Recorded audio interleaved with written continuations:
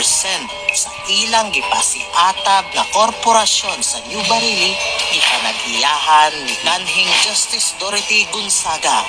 Klaro kaayo nga dili gayud matawag nga korporasyon tungod sa kadako sa share ni Dutdut Gonzaga. Kuyog pa si Rowena Gonzaga nga aduna 0.4%.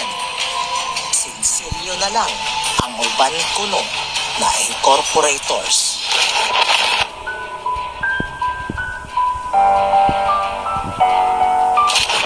Ako si IB Tamparo ng IPS sa New Barili.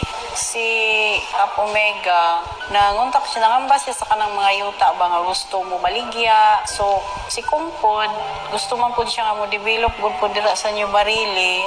So, mo to, nagsugod na siya pamalit diha. Ang ako ang naibaluan, sir, kay sila-sila lang man po to, sir, God niya. Kami, wala man gyud mi kakuan diha kung pila gyud kay wala man po mi agian po ni congressman kung unsa iyang makatikaran di may makabalugod ulahina nga ingon ana di ay pag subida gyud ni kung dito nya gipatawag ang mga APS tanan kay agi lagi pananghid sa mga APS sa kong nabalan siya ra gyud ang tag-iya sa mo ang naibalaan nagtingala lang mi kay siya lang manggod ang naagyud diha nga nakitaan jud namo nga siya gud mismo ang nangunay si Congressman Gonzaga, Roel Gonzaga. Na sila nga pamilya, si Kong Roel, iyang asawa, mga relatives nila ug iyang mga igsuon na. Actually sir, nagasigi pa man jud sila og pamalit. Si Cap Omega, murag siya gihimo niyang nag-negotiate bitaw sa mga tagya sa yuta. Dito mi nakabantay na taon-taon na nga, nagsige na ginagbasay ang mga tao. No, sige na sila ginagbasay. So, actually, nanagyan sila yung mga gihimo nga mga activity ba. Gani, nagsige na kayo kung balik-balik sa mako. Ako kayong giing na ng mako nga. Nabayay activity si Kong Ruel dito. Niya, unsa may pamagi, anak, kay siyempre, nakakanti man ta. Ang sister Lumin man siya. So, moto, nga, pero na sila mga activity nga gipanghimo gipagbasa na lapad na gyud pud sila agi. Ning reklamo naman mi nakaabot na pud ang reklamo dito sa opisina ni Kong moto gipasubidaan sa mga IPS pero pag subida sa mga IPS dito na mga proyekto nga nahimo. Gipaadto mi dito pero nana sila yung mga development pud ba nana sila yung mga activity ay nagdevelop sa sila una sir. Ako sir nalain jud ko kay nga naman nga pag-abot nila diha, si kapitan man nilang gi-approach. Nga dapat ang i-approach nila ang tribo. Kaya ancestral domain man, kami manggod ang nagunit sa titulo. Ang iyang approach nga naitabo sa mua, general na tanan na IPS sa Tibok Mako.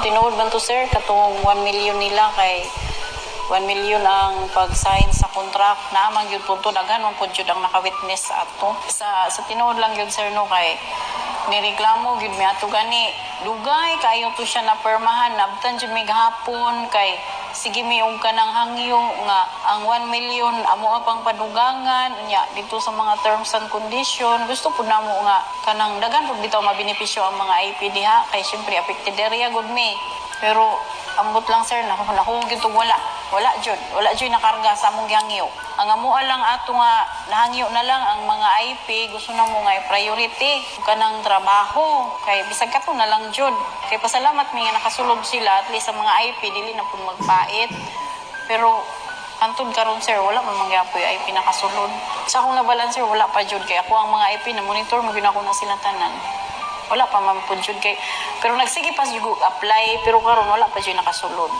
ang iyahang isaad nga magdawat siya sa mga IP hantod karon wala pa nakasulod nga IP sa iyahang gi-promise sa mga tribal hall ay moan mi ni hantod karon wala pa man pud sa kualang kung na dungog man nimo unta katoy mo ang gipangsaad katong mga IP nga imong i-priority og patrabaho unta makita na namo nga napoy mga IP nga nakasulod niya wala pa namo gibati ang iyahang pag-amuma sa mga IP diha